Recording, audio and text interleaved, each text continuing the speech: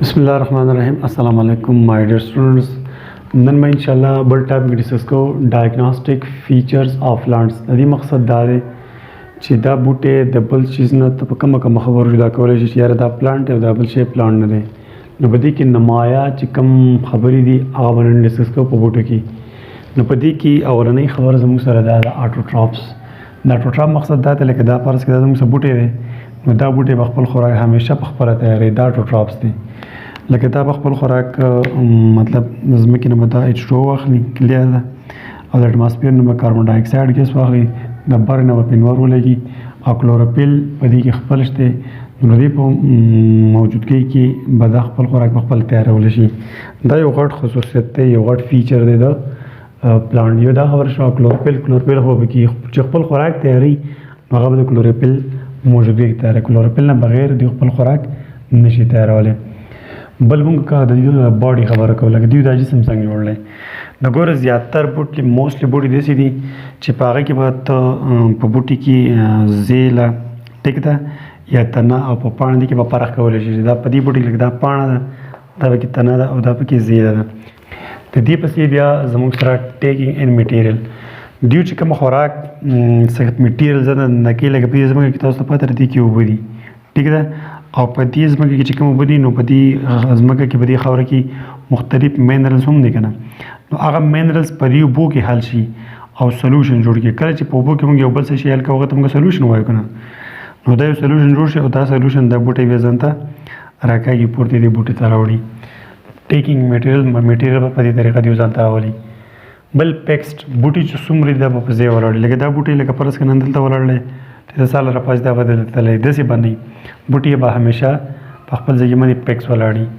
د دې نه علاوه بیا دوی ګروت هم کوي نو دوی کوم اپیکس دی د بوټي اپیکس اخیری چې کوم څوکه ده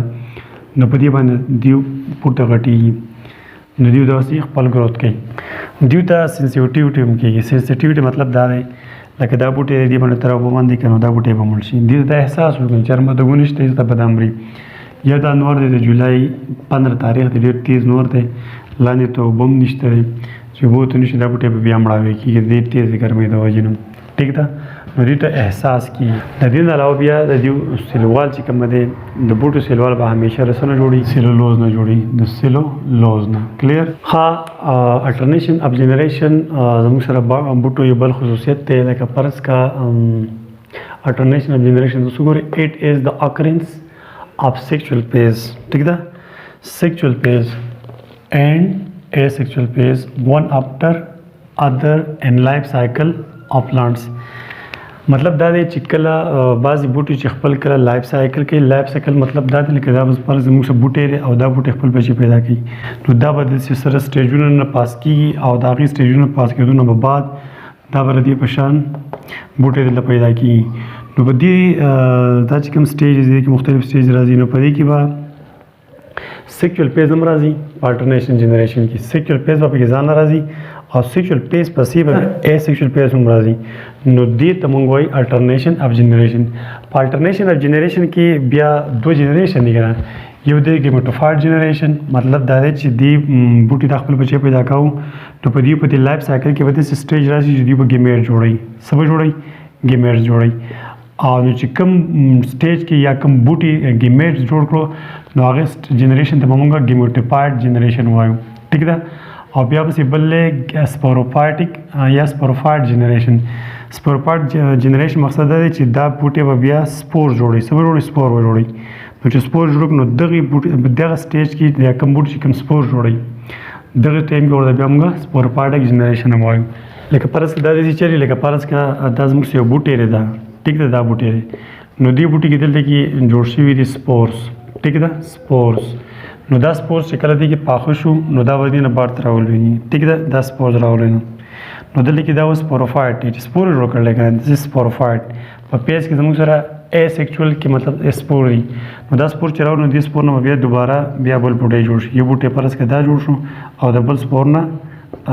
دا بوټی جوړ شو دا ټیک ده نو په دې بوټي کې به دلته کې یو سیکچوال آرګن اوس سیکچوال پیز شروع کېږي د سیکچوال پیز نو په سیکچوال پیز کې به په بوټي کې به میل آرګن هغه میل آرګن ته موږ وایو انتریډیم څه شی انتریډیم نو هغه انتریډیم کې به سپرم جوړ شي او په بل بوټي کې به فیمیل آرګني په هغه فیمیل آرګن کې به څه شی جوړ شي ایگ به جوړ شي نو چې کله ایگ او سپرم ملاوي کې دې عمل ته موږ څه وایو فرټیلایزیشن فرټیلایزیشن چې سپرم او ایګو کو نو څه شی جوړ شو زایګوټ جوړ شو د دې زایګوټ نه به بیا داسې جاندار جوړ شي دې جاندار دا زایګوټ دا جاندار جوړ نو په دې به بیا دلته کې سپور جوړ شي سپور دا ګورم نو دلته کې دا سپور د سپور جرمینیټ شو نو دې بوټو کې نوی بوټي جوړ شو نوی بوټو کې میل او فیمیل آرګن او فیمیل آرګن ایگ جوړ کو او میل آرګن سپرم جوړ کو میل سپرم او ایگ چې میلاټ شو نو زایګوټ جوړ شو او د زایګوټ نه مطلب بیا بل بوټی جوړ شو دا نه پلانټ جوړ شو په هغه نوی پلانټ کې بیا اسیکچوال پروډکشن سپور به جوړیږي سپور به بیا راځي دلته راځي بیا بوټی جوړیږي دې ته موږ الټرنیشن اف جنریشن وایو مقصد دا دی چې په دې کې په سیکشوال پیز هم راځي او اسیکچوال پیز په کې هم راځي دې نه بعد بیا د دې فارمز لکه دې موږ ته په کوم شکل کې ملاويږي نو دې موږ ته په هارس شکل کې ملاويږي شربس کې ملاوي او ټریز کې ملاويږي هاربس هغه بوټو ته وایي چې پاغو کې د لرګي نمو نشان نه کلک نه لکه دا هاربس پاستا دا واخه نه یا اوګه پیاز وغیرہ دا کم سالټ پلانټس دي دا په هاربس کې راځي شربس داسې بوټي چې هغه کې نه د هاربس شان پوسی او نه پکې د لرګي په شان کلک لرګي ټیک ده نو دغه شربس لکه د ګلاب بوټي چې کومه دا شربس کې راځي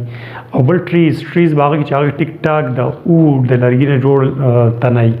اوډ سټیمي پاره کې اوډ شاخونه وغیرہ برانچز پکې مثلا مینګو ام نو دا زموږ سره د دیو د فارمز خبره شي درې فارمز کې مته ملي هاربس شربس او پټریز په حالت کې مته ملويږي نو دا ټول خبره شي زموږ سره ډایګنوستیک فیچر اف پلانټس نو زه امید کوم تاسو به دې پوه شئ ان شاء الله بیا ملاقات کیږي ثانک یو الله حافظ